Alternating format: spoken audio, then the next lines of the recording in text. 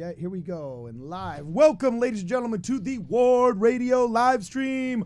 Are you ready to rumble? Okay, I'm not going to do it, but it was a tenet of the 90s that everybody did.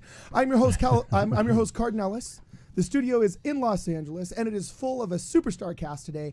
It is, I'm joined by Kwaku L, as well as Brad Whitbeck, Don Bradley, and Sean Bailey, who has so graciously offered to have an Ask Me Anything with questions regarding Joseph Smith.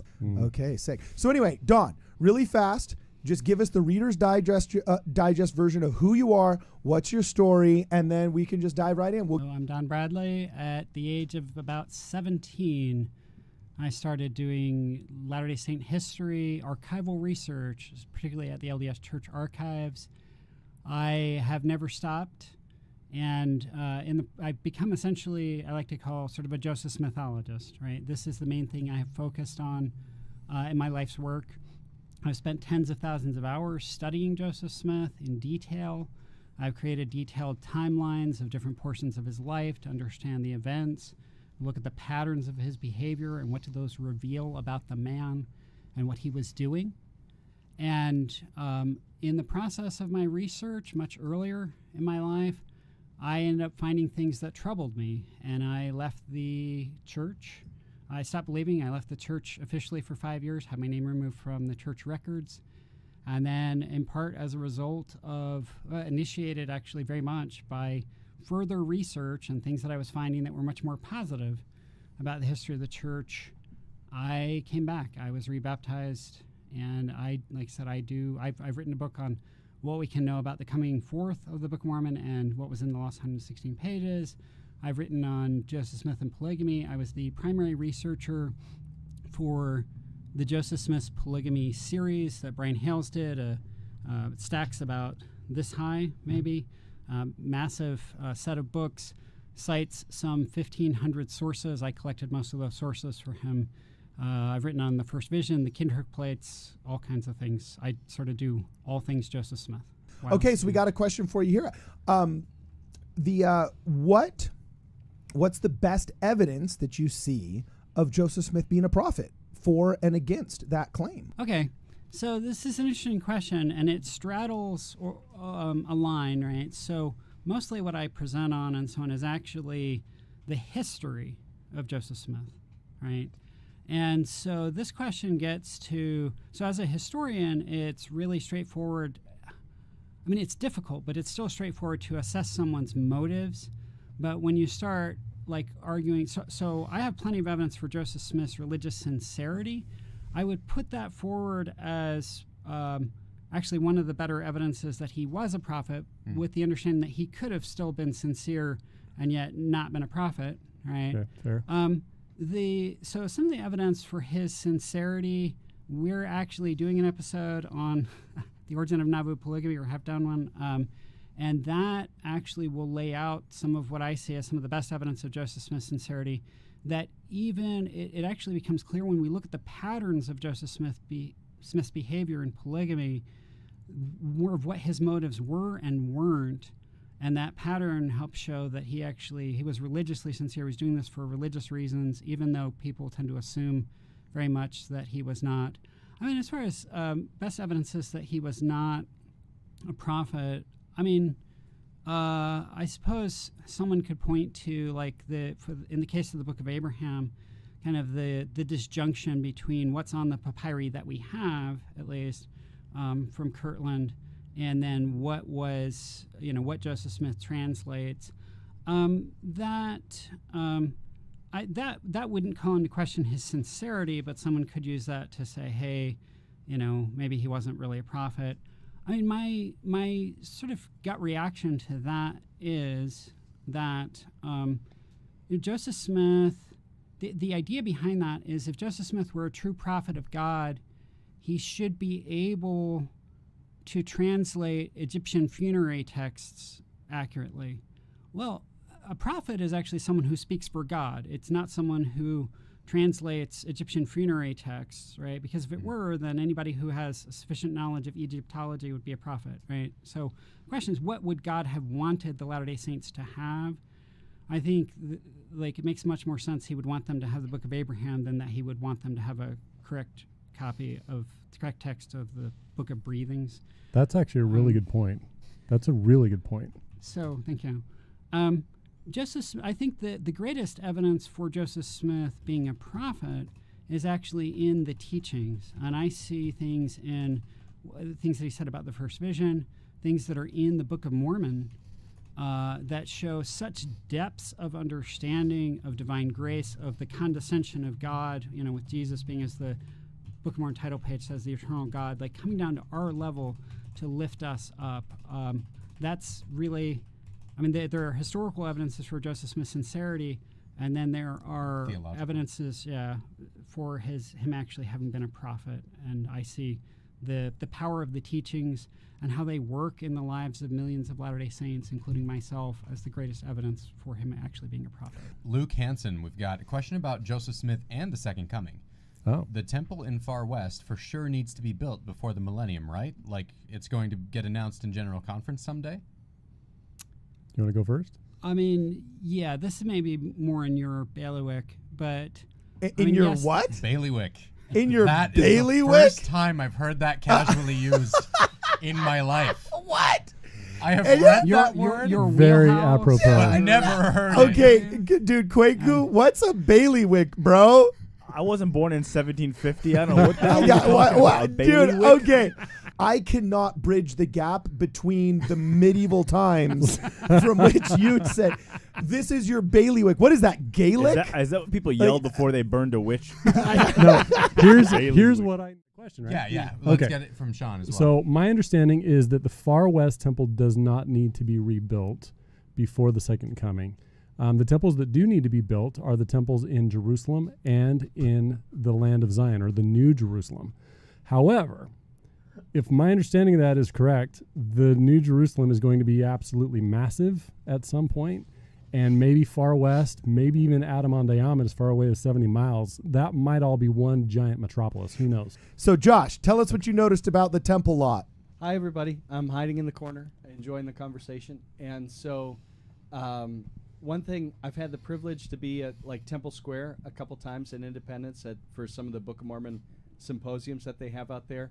And my observation is it's kind of comical, okay, where you have these massive temples all surrounding this singular tiny piece of grass.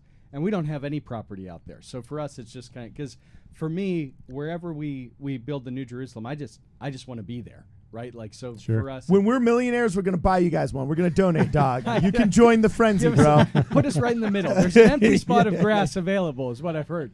So, but it was just kind of comical because you have these huge, and it's almost like everybody's lining up. Like I want to be the first one into the concert. That's my joke. Like everybody wants to be the first one in.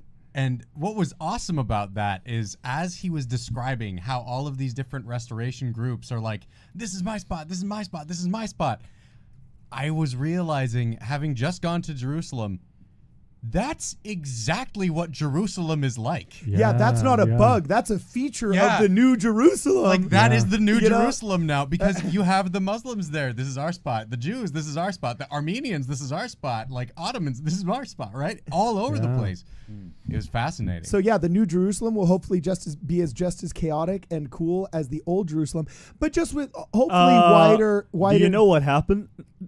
No, I said chaotic as in like good chaos, comfortable chaos. I'm not talking about like Hezbollah launching rockets, I was like, and then the church funding the new Iron the Dome. IDF to be there, There's going to be John DeLynn and RFM continuing the anti-Mormon mobster tradition. They launched mortars at Nauvoo. What people don't realize is the mob actually, Not them specifically, but... No, not John DeLynn and RFM. No, they would prefer their violence in the 21st century. So anyway, in when was the Battle of Nauvoo that people don't even realize because it doesn't make it in the history books, but it's called the Battle of Nauvoo.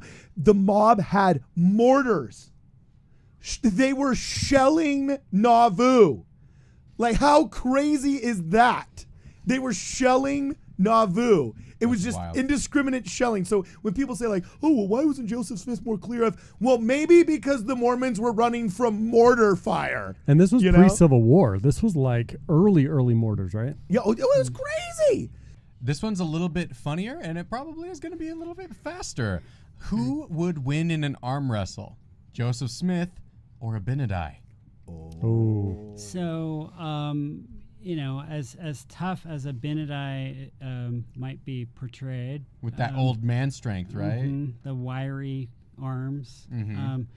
Joseph Smith was very famously strong.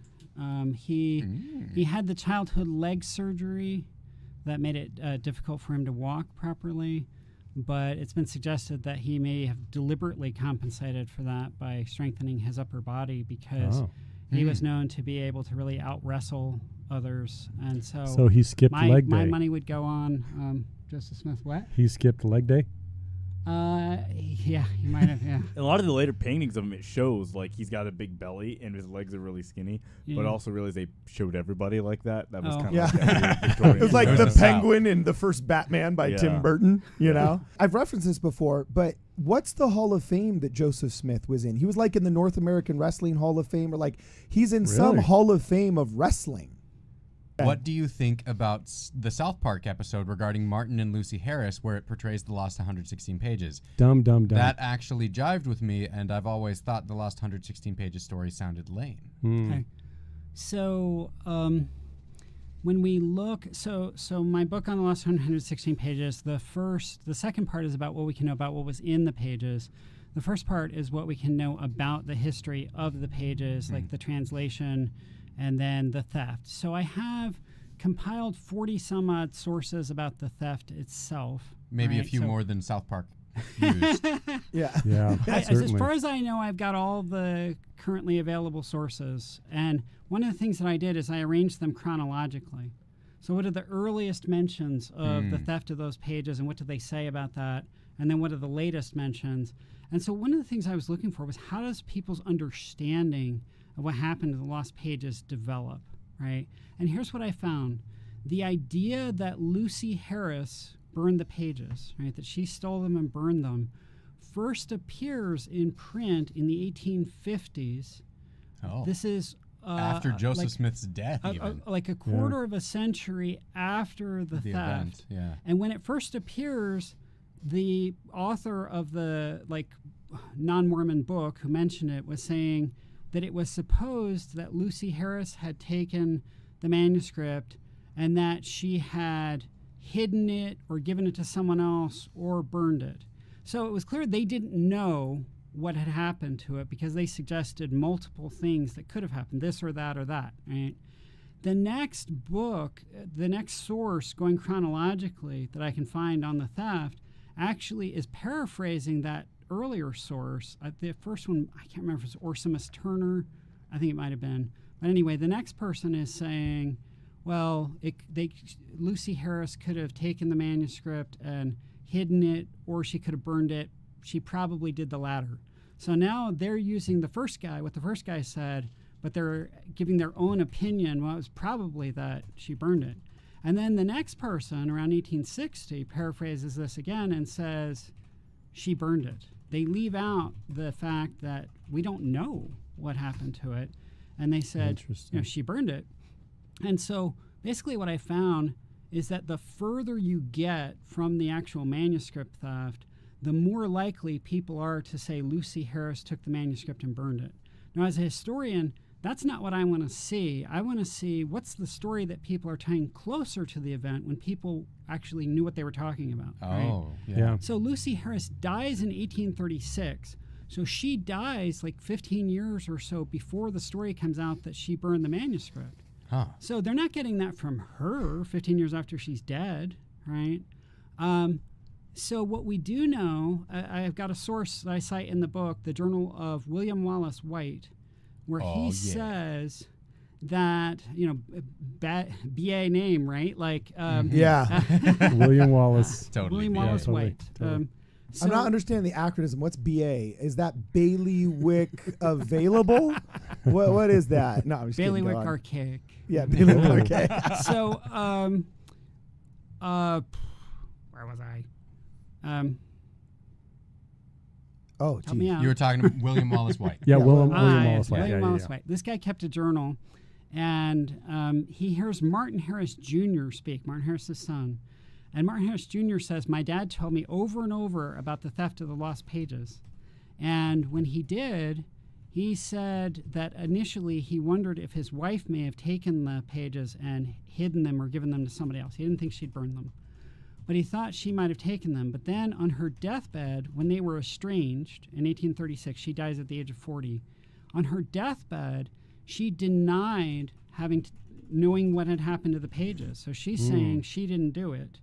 And she was a devout Quaker, and in Quakerism, they're not supposed to lie. Right? That's one especially on their deathbed. Yeah. Right? That's one of the big premises of their religion. And at that time, in particular, it was taken as very serious. What you said on your deathbed was admissible as evidence in court because it was assumed that when people were about to meet God, they weren't going to lie. So is this devout Quaker on her deathbed lying as she's going to go meet God, or did she not take that manuscript? Yeah. So Martin Harris, even though they were estranged, he had a high enough of opinion of his wife's spirituality and honesty that he came to believe that it must not have been her. And so I do think we know who it was? Do we have any clues at all? Well, we do. I mean, the Harrises had a son-in-law who was a swindler, Okay. who may have been involved in that. And then the treasure digging, Joseph Smith's former treasure digging companions had tried to steal the plates themselves. Why not try to steal the manuscript and so on? There are other possibilities. Yeah. Also, and we've actually got an episode where we go more in depth on this. Yeah, we do. Yeah, that we just recorded. Besides Martin Harris, is there any documents related to the other witnesses' testimony of the angel Moroni and the golden plates throughout their lives? So I assume that it means testimonies that he gave, not in their published testimony, the 8 witnesses and 3 witnesses, but statements that they made. David Whitmer is the one who gave the most interviews, actually. He gave quite a few. Oliver Cowdery died before people had really tried to start recording. It wasn't until, really mostly around the 1870s that people in the church started to realize, the original witnesses of what was happening in the Restoration are dying off. We need to start gathering up what they said, their memories. And so David Whitmer gives a bunch of interviews. Martin Harris gives several. John Whitmer lives long enough to do a detailed interview in which he says that Joseph handed the plates into his hands uncovered, and that he analyzed them. Dude, do you feel psychedelics were involved in the first vision, Kirtland dedication, and School of the Prophets? If so, how does that impact your testimony? Thanks. So who is this? This is Mormons, Mystics, and Muons. Oh, okay. I think I've seen. That's like a podcast? Yeah, these are guys who think there's something to do with psychedelics. So I can tell you that there is a lot of work being done on this by different scholars.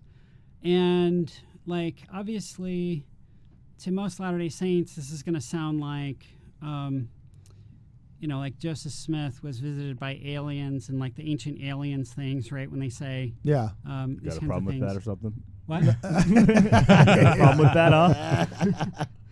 So, but there are serious scholars working on it. And so, and part of the reason why people are working on this right now is actually because there's a lot of research that's going on the benefits of psychedelics, and right? their uses with depression and their things uses like that. for depression, for anxiety, for addiction, for PTSD, and they're showing very positive results. And so that's kind of where that idea is coming. Okay, so what's your question, bro? Okay, I'm just thinking about Joseph Smith, where there was the promise. Moroni told him from the get-go, your name's going to be had for good and evil among all nations. And I'm thinking of the promise in section 122 of the Doctrine and Covenants. Yeah. Speaking to Joseph Smith, your people will never be turned from you by the testimony of traitors. So, Don Bradley, I'd love your opinion, whether you could, when people are relying upon details from the Nauvoo expositor and the accusers in the Nauvoo expositor, do you consider those credible accusations against Joseph Smith, or is that part of the testimony of traitors talked about in Doctrine and Covenants section 122? So, interesting, right? Thank you, Jacob Isbell. Yeah. So you've got a framing, right, added to the question. So first, So there's the question itself, and then there's a frame that's added to the question as part of a persuasive appeal, right? So this is but of course, I was thinking the exact same thing, my friend Dom. So this is a very intelligent way to do a persuasive appeal, but it also allows someone to set a framing for something that may not be the best framing on it. So for instance, when we do scientific research, right, we are just trying to figure out what happened in what happens in nature, right? What the laws of nature are. Presumably, hopefully, we're not trying to do like an Islamic science or a Jewish science or, if you will, a Christian science, right? We're just trying to do science, right? So the purpose of doing history foundationally is to know what happened in the past. And then there may be other uses of history where we try to figure out what happened in the past mean for us, right? So the question about the Nauvoo expositor with regard to the testimonies given there about how Joseph Smith practiced polygamy, how Joseph Smith gave D&C 132 the revelation on polygamy, and so on. The proper question to bring to that is, what happened? And so when we're not trying to show that something in particular happened, but we just want to know what happened, we go through our sources in a different way than if we're trying to disprove our sources. So the framing that's been laid out here is intended to discredit the sources before we've even looked at the sources. That's not a good way to figure out anything, much less what happened with Joseph Smith's polygamy. So okay, so do you believe the traders or not? Come on, answer this question, and Doug. How often do you beat your wife? No, we're not talking about beating wives. We're talking about beating traders. In my experience, back when I was out of the church, and I thought for several years that Joseph Smith was an opportunist, I encountered a historical source that seemed to me, even though I was coming from outside of the Restoration, it seemed to me that this historical source was too negative. So it was actually this guy whose father had been the Whitmer family's pastor before they were Latter-day Saints. And he was portraying the Whitmers as having been very superstitious. They believed in magic, they believed in witches, and so on, according to him. And he said, well, let me tell you this other thing. When Joseph Smith came up from Pennsylvania to stay with the Whitmers while he was translating the Book of Mormon, he said that the angel came to him again after he arrived there, that the angel appeared again, and that because this was the 12th time that the angel appeared, this meant this was a sign that Joseph was supposed to stay there until the translation was complete. And I thought, no, he's just using this to show that the Whitmers are gullible. And then I discovered that right about the time, so first you have to realize the angel did appear when they arrived at the Whitmer house. We know this from the Whitmers. They say the angel appeared to Mary Whitmer, the mother.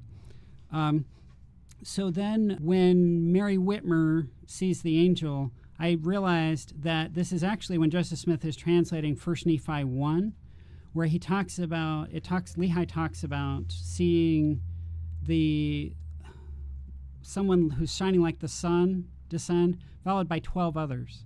And then they receive a revelation around this time, D&C 18, saying they're supposed to call 12 disciples in the new church, 12 apostles.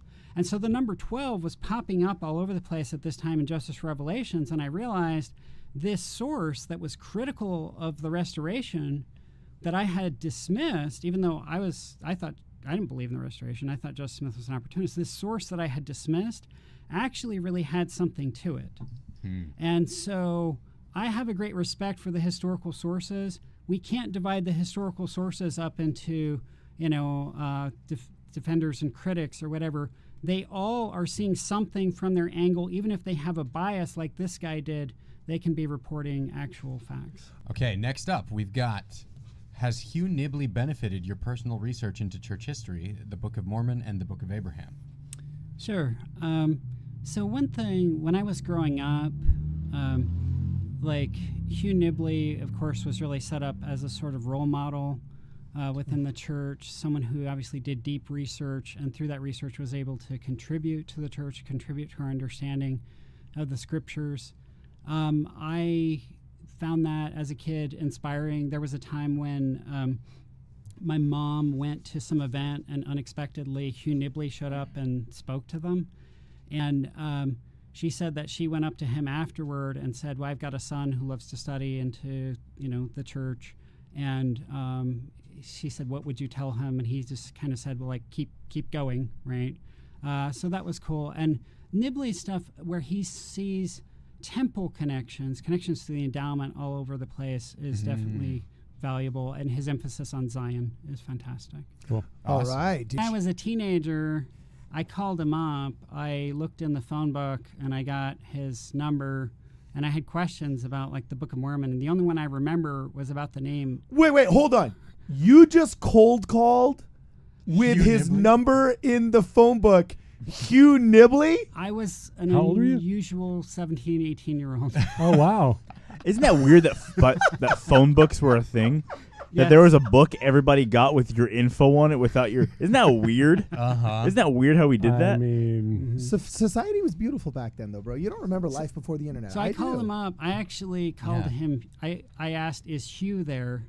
And he said, this is him. And my dad was listening, and my dad told me afterward, you don't call Hugh Nibbly just Hugh. It should have been Brother Nibbly, right? But this shows Or how Professor or whatever, right? unself-conscious I was about Yeah. this. So Wow. what my question that I remember for him was about the name Angola in the Book of Mormon, because it's the name of a modern African country. Yeah. And so I wanted to know, I was already weighing questions about the Book of Mormon, and I thought, could Joseph Smith have gotten this from the name of the modern country? So I asked him if Angola, I said, is Angola an ancient name? And he said, well, it has an ancient sound to it. And then I asked him if the modern country of Angola had been there in the past, and he said, no, it was a recent thing. Oh, really? Okay. That was my Cool. Oh, that's cool. conversation with Hugh Nibbly. So we got Don. Are there any similarities between Joseph Smith and other historical figures in Scripture, or not in Scripture if you want, that most people don't know about that you think are interesting?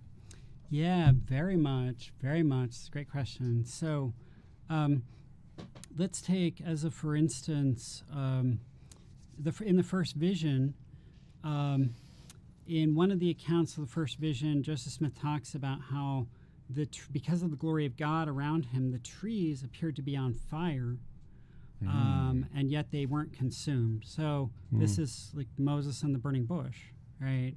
He talks about how when the light descends upon him, then he's able to see the Father and the Son, right? And so there's an idea that he has to be transfigured. Well, in the book of Moses, you have, the Moses 1, it says Moses has the glory of God come upon him, and it transfigures him, and then he's able to be in the presence of God, right? So there are parallels with Moses. There are parallels with lots of biblical figures. One of the more fascinating might be Solomon, right? So, if I ask, actually I already gave it away, I shouldn't have said the name. So, if I say, a young man sees God, and he can ask God anything he wants, and what he asks him for is wisdom, right? And then he's blessed with wisdom and so on, right? Like he goes on to have a religious career, which is actually ultimately controversial, right? He builds temples, but then he takes many wives, Marries and so a on, lot right? Hundreds. of women. So Solomon, I could be describing in what I just said. I could be describing Joseph Smith, or I could be describing Solomon. Solomon, when he's a young man, he sees God in a dream, and God says, ask me anything you want, and he asks for wisdom, and God says, because you've asked me for wisdom and not these other things, I'm going to give you all these other things too. So he was justified by God in all his proclivities with women. Awesome. Next question. Wasn't I'm just he- kidding. if any of Wasn't he you a lack fallen wisdom, prophet? I was talking about Solomon. I know. No, Solomon was not fallen the entire time. It's similar to David's situation. But next up, we got Next super chat. Yeah, Chris keep it going. Hoskin. Antis claim that Joseph Smith didn't have kids with plural wives because John Bennett was giving tons of abortions. Does that claim hold water time frame wise? So this claim does not hold water. for multiple reasons. So we do know that John C. Bennett was investigated in May of 1842. He was removed from the church, excommunicated, right? The women who were involved with what they called the spiritual wifery system in Nauvoo, which was somewhat like a sort of spiritual free love, when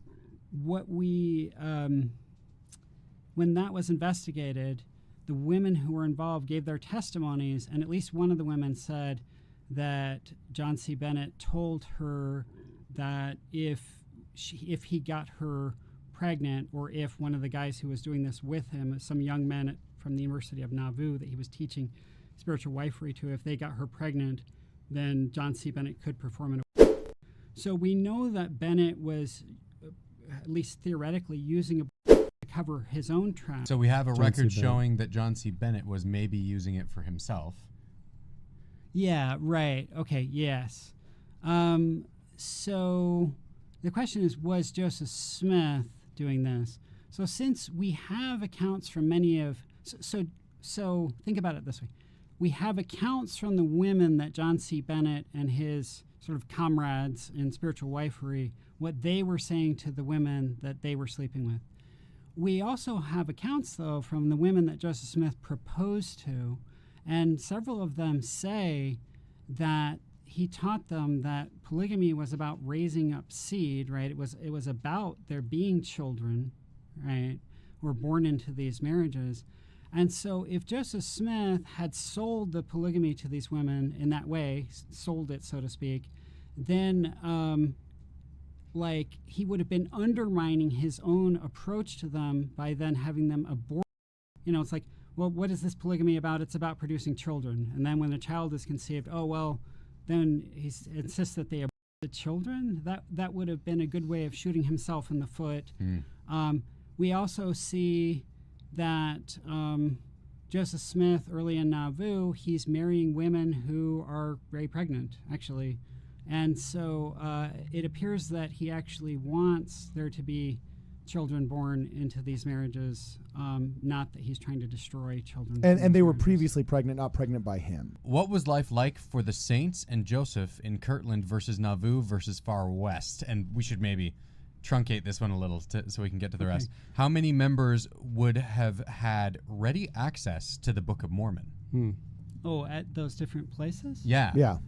And they were asking Ohio, Nauvoo, and Far West? Kirtland, Nauvoo, and Far West. Okay. So I know less about Far West. Mormon history becomes much less interesting to me after June 27th, 1844. So the day Joseph Smith dies. So in terms of Kirtland versus Nauvoo, I mean, one big difference is that in Kirtland you have... with the dedication of the temple, you have it's a very, very spiritually charged atmosphere. They're really in terms of like their experience of spiritual gifts, and that's a big focus. In Nauvoo, that becomes less of a focus. They are really doing a lot more to try to physically build up Nauvoo, and they become much more prosperous in Nauvoo than they had been in Kirtland by far. And so those are some real differences in their lives. Now, the Book of Mormon, 5,000 copies were printed in 1830, so they had a good number to start out with. In 1837, they printed some more, and in 1840, they printed even more. And so presumably they don't start printing them in 37 in Kirtland until they're starting to run out. So that does suggest that there's kind of a bottleneck in Kirtland where it would have been more difficult to get your hands on a copy of the Book of Mormon. Why do you think the other pages are sealed? Do you think they will be unsealed over time or at all? Love you, Don. Oh, cool. Thanks. So why do I think that the sealed portion, as we call it, is sealed? So a theme, an under-recognized... How many questions do we have left? 1, 2, 3, 4, 5. Okay, 5. Okay. So an under-recognized theme of the Restoration is what I would which I would call the esoteric. Okay, so the idea of the esoteric is that there are higher truths that people only are given when they're ready for them or when it's the right time, right? That they're not just given out indiscriminately. That's a theme that runs all the way through the Restoration. So one thing I like to bring up on that is, when Joseph Smith comes out of the sacred grove, the first person he encounters after his first vision is his mother. Joseph's exhausted from his dramatic spiritual experience. He goes and he leans up against the fireplace. His mother asks him, "What is the matter?" And he answers and says, "He did not know, but had come to inquire." So you've just seen God, and all you have to say to your mom is, "Your church is wrong," right? So you said he did not know, he came to inquire. Previously, you said I got that totally wrong. Yeah, I was you said combining that with a quote from the Lapham interview on the Lost Pages. Yes, Yeah, totally that's right. right. So he Take said, two, take two. So, yes, what he said, what he said is, "For I know that Presbyterianism right. is true." Right? I've learned for myself that Presbyterianism is not true. Poor Presbyterians. I like those guys. Yeah. No, anyway, keep going. So, Joseph, he's keeping the first vision secret at first. He actually does the same thing with Moroni until the angel appears again and tells him, "Go tell your father about all of this." And so in the Book of Mormon, the brother of Jared is shown, in Ether 3, it says he's shown a vision of everything from the beginning of the world to the end. And that knowledge is so sacred and comprehensive that he's supposed to hold it back until people's faith has been tested by other information, which is the Book of Mormon that we have. And so the idea there is that once we fully learn to understand and apply what we have in the Book of Mormon, then this vision that was sealed up in the sealed plates would be made available to us. I think Chris is next. How many documented sources are there of Joseph Smith visited by Jesus Christ? Ooh. So that's a really interesting question. Are they talking about like first vision or like? Well, that's interesting. The selfie. He was looking for Joseph Smith's selfie with Jesus. Keep going. So, if we're talking about the first vision, then there are several, like 4 accounts Joseph himself is directly involved in, but then there are I know of maybe 4 other accounts or something. I think there are somewhere around 8 or more, maybe 9, I don't know, other accounts of the first vision. But there are also a number of accounts of visions of Christ in Kirtland in particular. Mm-hmm. The 1832 History of the Church recounts the first vision, but it also says Martin Harris saw Jesus and Oliver Cowdery saw Jesus, which most people don't know. But in Kirtland, there were a host of appearances of Christ. This one is just directly as it is written from Snagret. And Snagret says, "How full of crap is Michelle Stone about Joseph Smith not being a polygamist?" We don't say full of crap, Snagrid. So that's a loaded question. We just say, what's a challenge? She's thinking out loud. I like Michelle. There's nothing wrong with thinking out loud and developing your testimony with a microphone. So I've only watched a little bit. I have watched a little bit of what she has broadcast. Yeah. I actually think that when Latter-day Saints have questions about their faith, things in the history, I think that's totally fine. I think that they should explore those questions. She seems from her podcast like a very nice person. She did actually find a talk of mine and kind of ridicule it in a way that didn't tell any of it. Gave my punchy, provocative ending, but not any of the arguments or the question I was trying to answer. But I wasn't offended by that, right? So what I'm saying is on a personal level, I don't have any problem with her, right? As far as what I see with people who are arguing that Joseph Smith did not practice polygamy, that they most often come at it from an angle where, like I was talking about framing earlier in response to the earlier question, sometimes there's another author on this subject, Whitney Horning, who at the beginning of her book, arguing that Joseph Smith didn't practice polygamy, she says up front in the book that she has just decided that she's going to believe the public denials of Joseph Smith's polygamy and then build her case from there. And so that's an acknowledgement that when we do that, we're acknowledging, I don't want to know what actually happened. I want to think what I think happened already. And that's not a good way of finding what actually happened in the past. I can understand Michelle Stone and others being uncomfortable with Joseph Smith practicing polygamy for a lot of reasons. And in particular, I can understand that people have this fear that if Joseph Smith practiced polygamy, that's the way we're going to have to live in the next life. And most most normal people today, right, like with our values, like don't want to practice polygamy, right? This isn't how we want to spend our eternity. So I can certainly understand the discomfort. Or maybe even when in the millennium, right? When they are setting out to make a case for something, instead of going to the historical sources and saying, what actually happened, then that's not a way to find out truth. It's simply not. So whether I'm comfortable with polygamy or someone else is, Joseph Smith practicing it, has nothing to do with whether he did it. So there are actually about 30 sources saying that Joseph Smith practiced and taught polygamy from within his lifetime. So you have this claim, right, that, polygamy is made up later, sort of retrojected onto Joseph Smith. This is decidedly not the case, and perhaps we can have another conversation where we talk through some of those sources. Is there any significance to the 2024 eclipse crossing over America and its crossing over the New Jerusalem location? Is this a sign? Yes. Ooh, 2024 eclipse. Actually, I really love the idea that we have two eclipses so close together. They cross right in Missouri. Like, as soon as I learned that, it was one of the first things that I looked at. Where is it crossing? And signs in the heavens, right? Yeah, absolutely. Signs in the heavens. So I was thinking, okay, if this crosses over Independence, Missouri, I'm moving. I'm totally moving. Yeah, it's like I'm buying a ranch in Adirondack, baby. I'm buying a ranch, right? It actually crosses near the Illinois border on the other side of Missouri, but it's still Missouri. So I'm like, all right, you know what? It's cool, but I don't know if it's like a definitive sign that this is the time, right? But definitely there are signs in the heavens, there are signs on earth. And as we see more and more of these things, I think it's just a sign for us that we need to be watching and be ready.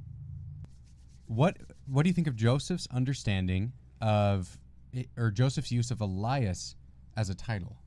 What are your thoughts on that? For whom? For Don.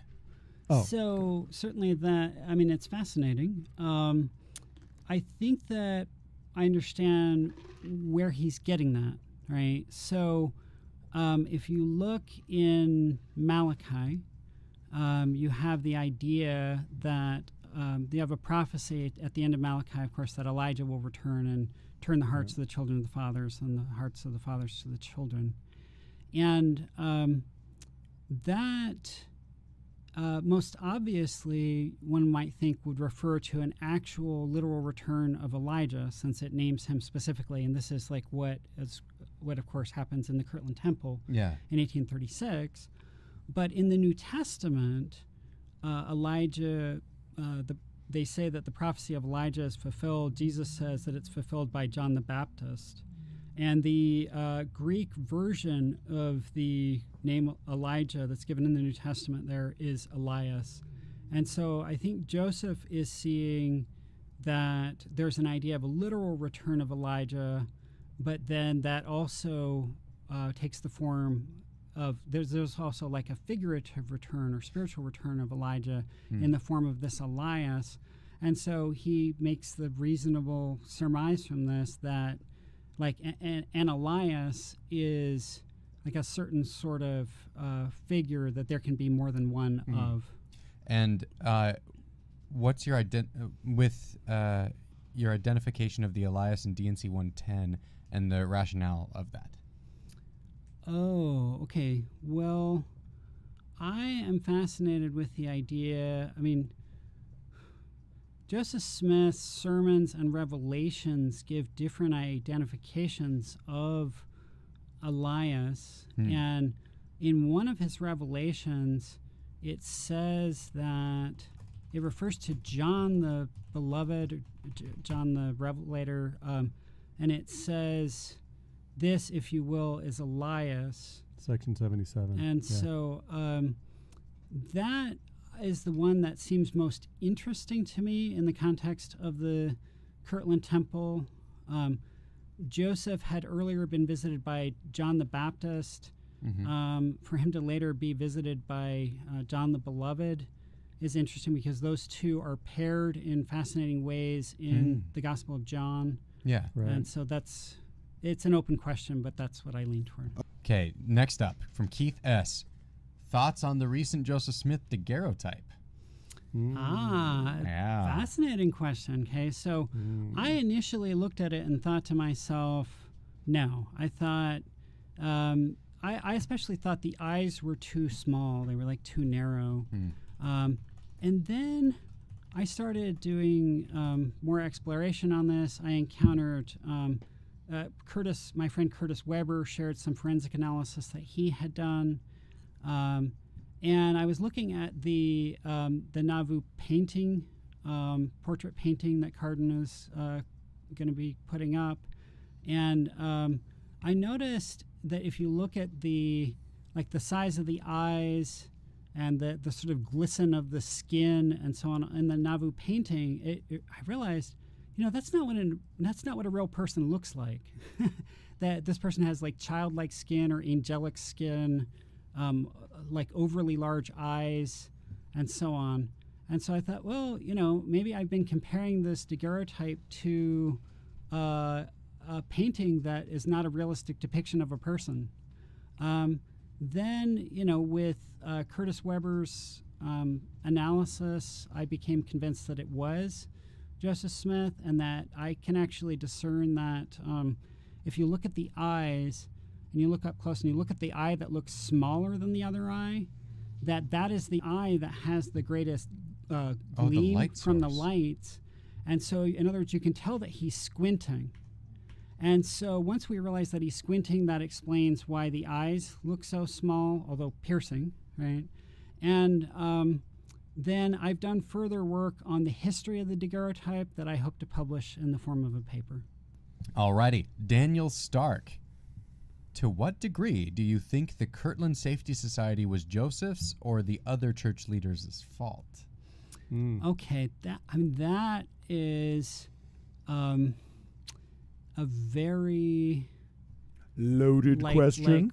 A complex question, because part of what that really gets into is the ins and outs of Kirtland finances, the legalities of things, macroeconomics, and so on. Yeah.